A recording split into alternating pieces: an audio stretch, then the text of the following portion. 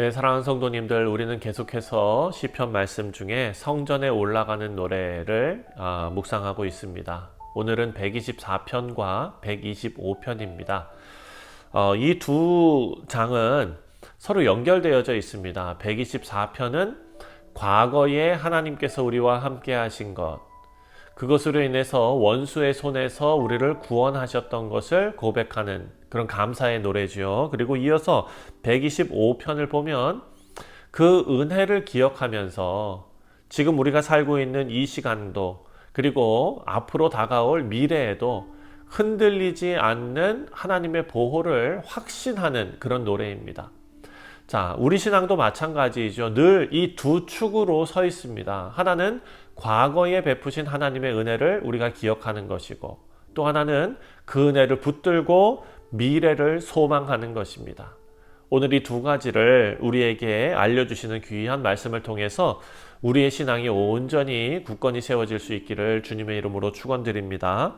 자, 먼저 124편 1절을 보면 이렇게 시작합니다. 이스라엘은 이제 말하기를 여호와께서 우리 편에 계시지 아니하셨더라면 우리가 어떻게 하였으랴.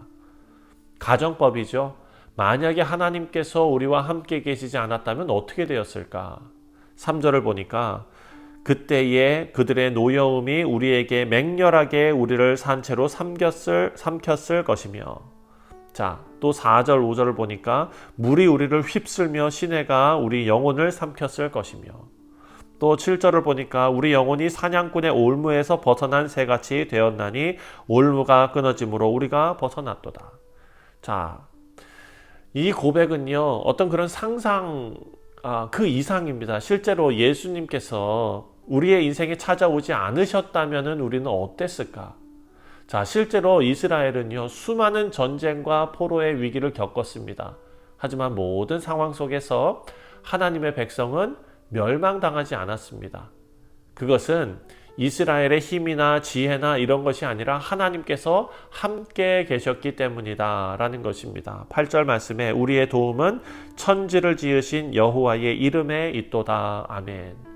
자, 이 고백은 우리가 지난 토요일에 묵상했던 시편 121편과 같은 결론입니다. 모든 도움은 오직 여호와께 있다.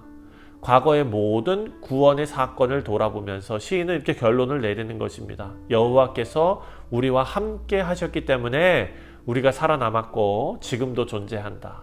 사랑하는 성도님들, 이것이 우리의 신앙이고 우리의 간증 아닙니까?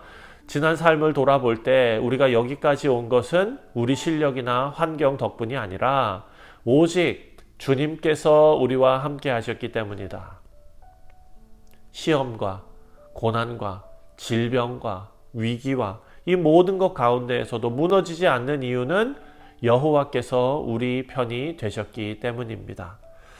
두 번째로 125편 말씀을 보면 124편이 과거의 구원을 기억하는 고백이었다라고 말씀드렸습니다. 이제 125편은 현재와 미래에 대한 확신입니다. 1절에 여호와를 의지하는 자는 시온산이 흔들리지 아니하고 영원히 있음 같도다. 시온산은요, 예루살렘 중심에 있는 산이지요. 비록 세상의 권세와 전쟁이 예루살렘을 흔들 수는 있어도 하나님의 임재가 있는 시온은 흔들리지 않는다라는 것입니다. 그래서 시인은 여호와를 의지하는 자의 삶을 이 시온산에 비유하는데요. 2절 말씀입니다. 산들이 예루살렘을 두름과 같이 여호와께서 그의 백성을 지금부터 영원까지 두루시리로다. 아멘. 예루살렘은 사방이 산으로 둘러싸인 도시입니다. 이 예루살렘을 바라보며 시인은 하나님께서 마치 그 산처럼 그 백성을 둘러싸시고 지켜주신다라고 고백하고 있습니다. 사랑하는 성도님들, 이것이 우리 성도들의 확신입니다. 우리는 연약하고 흔들리기 쉽지만 하나님께서 우리를 산처럼 에워싸시기 때문에 결코 무너지지 않습니다.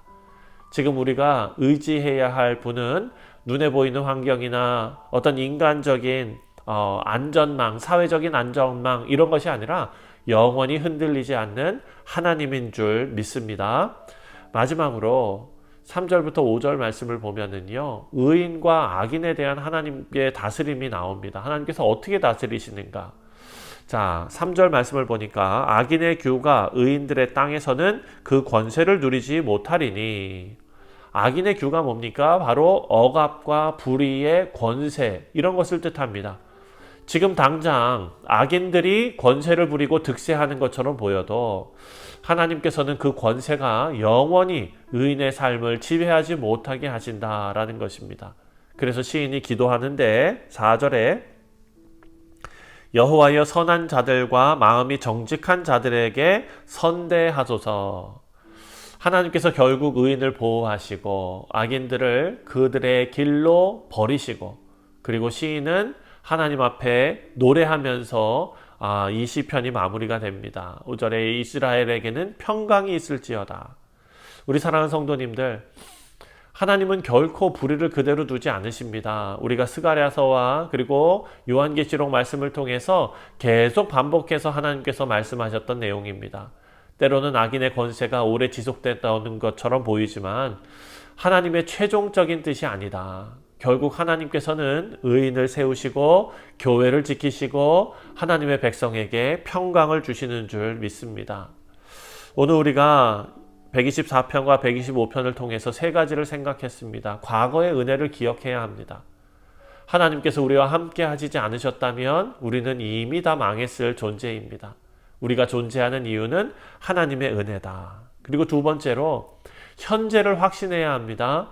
여호와를 의지하는 자는 산들이 두러친 것처럼 흔들리지 않는다.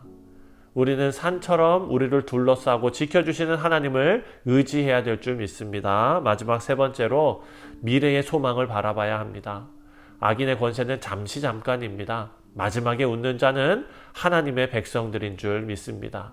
우리 사랑하는 성도님들, 오늘 본문을 통해서 우리 신앙의 여정을 생각해 보았습니다. 과거를 돌아보면 하나님께서 함께 하셨기 때문에 우리가 살아남았다. 그리고 하나님께서 산처럼 우리를 지켜주셨기 때문에 흔들리지 않았다. 우리가 오늘 이 시편의 그 기자의 고백처럼 하나님께서 우리 편에 계셨기 때문에 제가 지금 서 있습니다. 이런 신앙의 고백으로 오늘 하루를 살아가시는 우리 성도님들 다 되시기를 주님의 이름으로 축원드립니다. 기도하겠습니다.